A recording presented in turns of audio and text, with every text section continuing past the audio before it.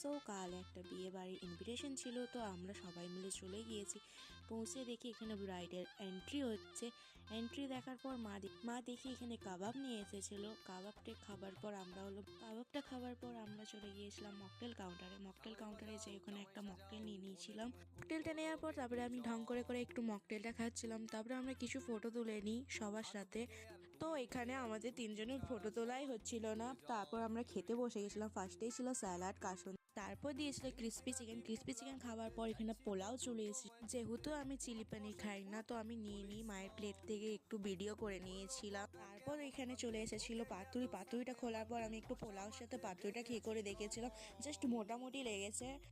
দেন ওগুলো খেতে খেতে চলে এসেছিলো ভাতের সাথে ছিল ডাল, মিক্স ভেজ, ছিল মাটন। তো আমি মাটন খাই না, তো আমি নিই নি। তাই দেন পরে আর কিছুই ভিডিও করা হয়নি। তো আইসক্রিম খেতে খেতে বাড়ি চলে এসলাম।